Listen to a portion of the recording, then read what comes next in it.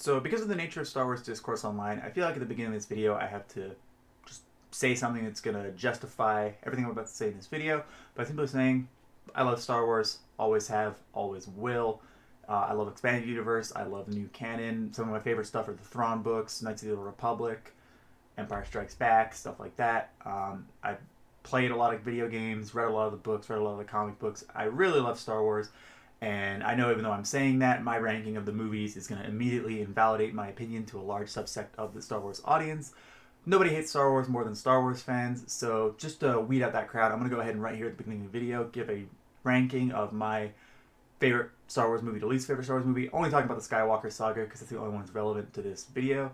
I know it's going to immediately make a lot of people not agree with me and disqualify everything I say, so those people can just leave once they know my opinion. They don't have to fight about it.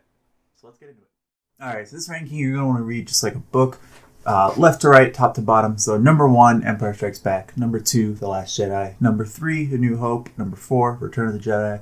Number 5, Force Awakens. Number 6, Revenge of the Sith. Number 7, Rise of Skywalker. 8, Attack of the Clones. And in last place, to no one's surprise probably, Phantom Menace. That's just my ranking. I know everyone's going to have their own one. And with that out of the way, let's talk about the perfect villain who arrived at the perfect time. Kylo Ren, also known as Ben Solo. Big claim, I know, and why am I making this claim? Is it because I've spent a lot of money on Kylo Ren merch? Is it because Adam Driver is somehow Hollywood's hottest hunk and ugliest uggo? Yeah, that's pretty much it.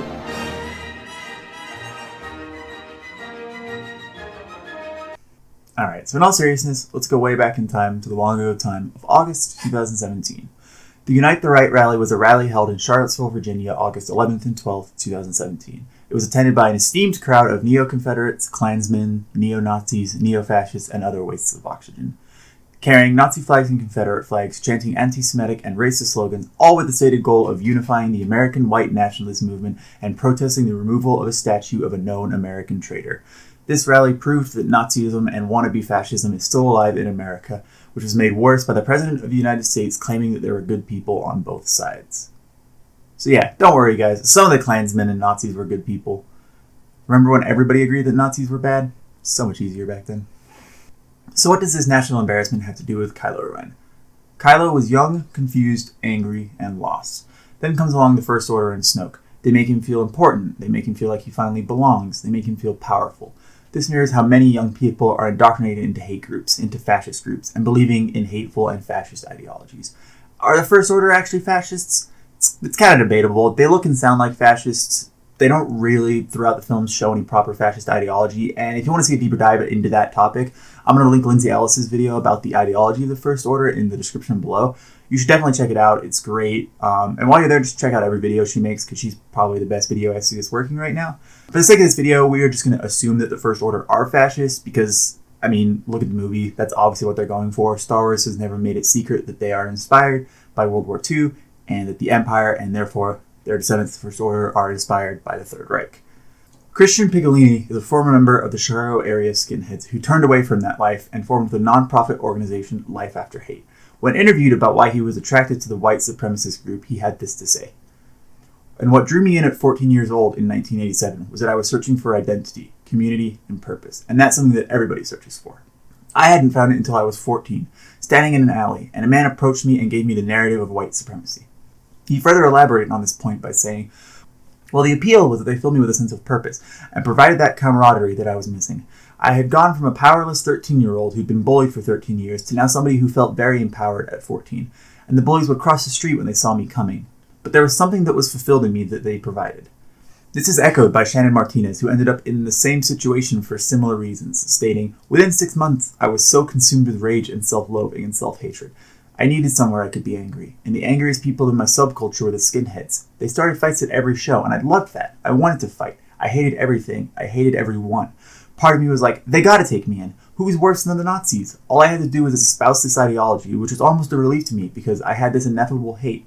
To be able to just say I hate all these types of people, it was almost kind of a relief to have that hate have a focus, instead of just being all-consuming. And eventually I got further and deeper in, and only associated with other skinheads. These hate groups were always here in the background. The neo-Nazis, the neo-fascists, the KKK. They were always around. The Unite the Right rally just brought them back to the forefront of public consciousness. And you have a country that is now seeing what they believed to be a rise of fascists, a rise of neo-Nazis, a rise of hate groups. Hate groups that commonly recruit young, angry people who are just looking for a sense of community, a sense of belonging. And along comes a Hollywood blockbuster film franchise with the main character going through a similar thing. It's the type of story you expect to see in a movie with a much smaller budget, not a $300 million movie. Hell, we've seen multiple smaller movies tackling a similar issue. Kylo Ren was posed to be the perfect villain for a movie coming out in the social climate of its time. And despite a lot of the other things surrounding him in the trilogy imploding, he was. Throughout Force Awakens, we see Kylo as a powerful dark side user searching for Luke Skywalker. We eventually learn that he is the son of Leia and Han, and that he's conflicted about what he is doing. We see him kill his... I know what I have to do, but I don't know if I have the strength to do it. We see him kill his daddy, an act that was clearly tough for him, and then he gets his ass whooped by daddy's favorite new adopted kid, Rey. Then The Last Jedi comes along, and we see that Kylo is becoming pretty disillusioned with Snoke and the First Order. Unable to kill his mom, smashing his helmet in an act of angst, having sexually tense Skypes with his new boo where he tells her why he left the Jedi. It turns out the person he thought he could trust tried to kill him, from his point of view. He kills his Führer and has a badass fight scene where he and his boo team up. He asks her to join him in ruling the galaxy. She says no. I want you to join me. We can rule together and bring a new order to the galaxy. Don't do this, Ben. Please don't go this way. No, you're still holding on! Let go! Fight over symbolism, and Rey escapes. Kylo takes Führer's place, confronts Luke, is made to look like a fool, movie ends. At this point, there were two ways they could have taken Kylo's story. Path 1, Kylo fully embraces his role as Supreme Leader and dedicates himself solely to dominating the galaxy and becoming the next space Hitler. Path 2, Kylo turns away from the path of hate and through compassion is brought back to the light. Obviously, throughout the movie, they went with Path 2. Having Kylo talk to a memory of his dad after sensing the coming death of his mother. Turning back... I know what I have to do, but I don't know if I have the strength to do it. Turning back to the light side and helping Rey kill Zombie Palpatine, saving her life at the cost of his own. And this narrative is mostly fine. The Rise of Skywalker has problems, but Kylo's arc wasn't one of them. It could have been improved for sure. His return to the light would have been much stronger if an actual interaction with Leia was what redeemed him, if his mother's love and compassion rather than a weird dad memory ghost. But due to the unfortunate passing of Carrie Fisher before the filming, it would have been impossible. I also wish Kylo could have lived so that the movie didn't fall into the bad guy must die to be redeemed trope. I understand they don't want to be seen as forgiving the acts of a fascist tyrant. However, the movie could have had a stronger message, a message of life after hate. Kylo was manipulated from a young age, and when he was at his angriest, his most hurt, his most vulnerable, in swoops the might of the First Order to give him a sense of belonging, a sense of power, to give him the validation he seeks. From there, it only gets easier and easier to fill his head with anger and vitriol, with the idea of the supremacy of the First Order and the destruction of everything else. And what brings him back from that darkness in the end? Not violence, but compassion. Love, the antithesis of the hate the First Order is built upon.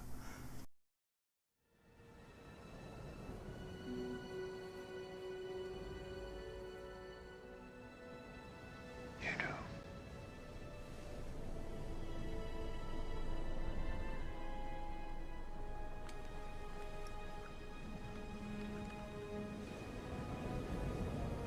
Dad.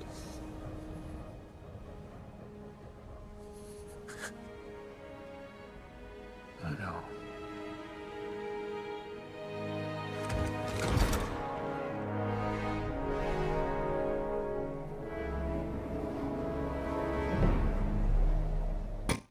Upon.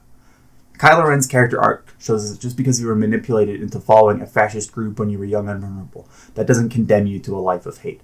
Like Christian Piccolini, you can break free from the ideology of hate and do something meaningful and impactful with your life. Not everybody can go this path. There are those that are unfortunately so filled with hate, so consumed by their anger and own insecurities that they wholeheartedly believe in the bullshit that the neo-Nazis and KKK spew. However, for the people that were manipulated by a system that preys on the young, the alone, the scared, the people looking for purpose, we have to show them that there is a way back. This doesn't mean immediate forgiveness, and depending on how far they took things, they will never be fully forgiven. However, we have to give them the chance to redeem themselves and to do something good in the world. Christian Piccolini is proof that you can turn back from hate. It won't be easy, but it can be done. Kylo Ren is the perfect villain for Star Wars trilogy, whose story was told at the perfect time.